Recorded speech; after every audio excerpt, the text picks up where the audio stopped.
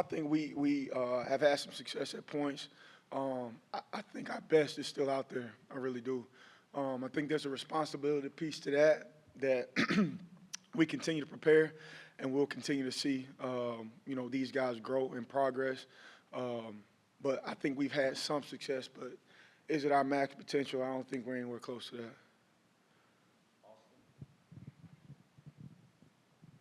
Coach, you got a guy going back home this week in Chaz Nimrod. What kind of advice do you give a player like that when they're going back home? That I'm sure that he wants to have a big showing in front of family and friends, to not push or press too hard, just kind of let the game come to him. I think that's the message. When guys are older and mature, they understand that. You just kind of talk to him about his preparations, and things are going to happen the way they're supposed to. Obviously, there's a little bit more juice.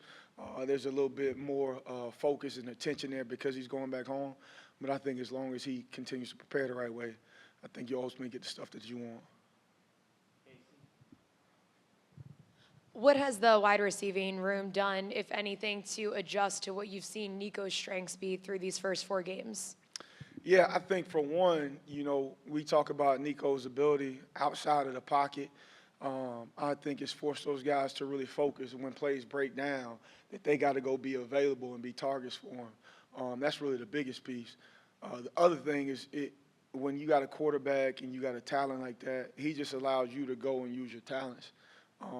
So really he makes it a lot easier on us than it would be without him. But for the most part, the biggest thing has been with him being dynamic outside the pocket. We got to make sure we're being able to go become targets for him whenever he's outside the pocket.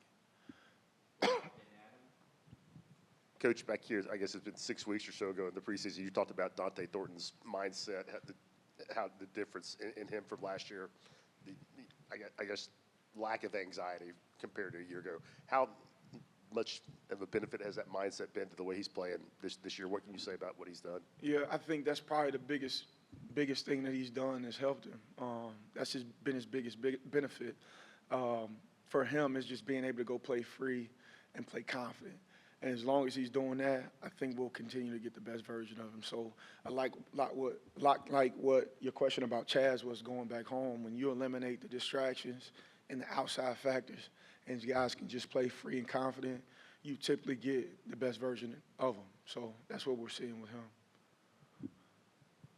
The Dante question, you've got a deep room there, but you also have a hot hand in him. Is that a difficult decision each week to kind of figure out where the snaps should go when Dante's producing so much in limited time? Yeah, I think, man, it's a lot like, basketball. You really got to identify what type of game it is. And if you got a hot hand, you got to feed it.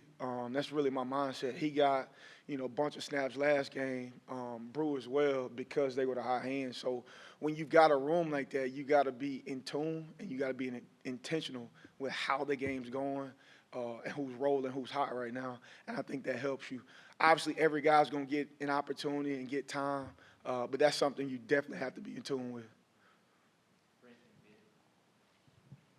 Kind of following up on that, you said last time you were in here that one of the challenges you had to your group was to play well without the ball and to understand you've got to play well without the ball. Through 4 games, do you like where that's at? Is that mindset easier to keep or harder to keep as you progress going forward?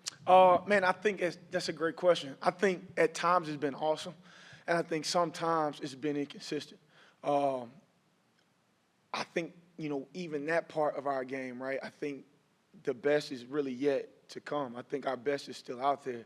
You see us at times, like Brew last game, there's at times that he got a really tough look on corners, and he was able to go fit a guy up without the ball, and we're creating explosives.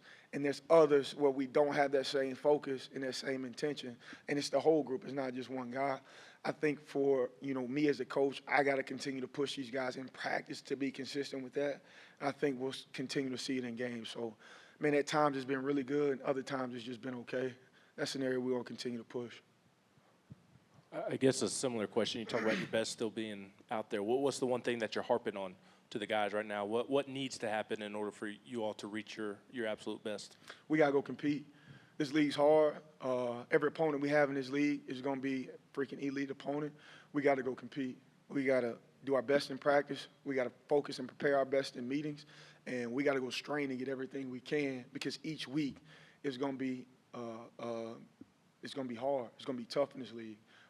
So I think for us, the mentality of guys just going to strain and compete and go give our best every single week, and then let the cards fall as they may. I think that's the mentality.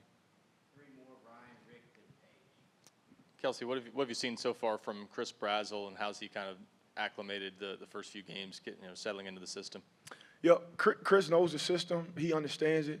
He's been really good at times, and then there's other times where he hasn't really been to the standard. I think, again, that's something that starts in practice. As he continues to go, he's obviously progressing and getting better. I think as long as he's got the right focus, he comes in with the right mentality, I think, the skies will continue to be the limit for him, but the consistency piece will continue to be the factor. If we can't be consistent, like, you won't ever see the best of anybody in any position. So consistency for him will be the key.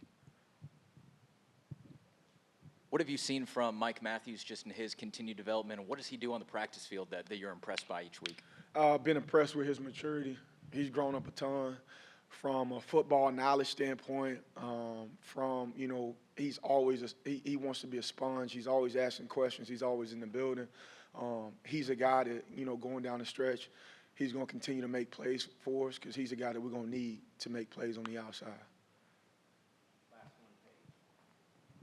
Obviously getting ready for that Arkansas defense with guys like, I think it's Landon Jackson. How much are the wide receivers involved in the game plan when it comes to pass pro? Yeah, they're very involved, especially with personnel. They got to know who they're going against. They got to know tendencies and what to expect. That's something at the beginning of the week that we really harp on is personnel. And like I said, in this league, you're gonna play against elite personnel every week.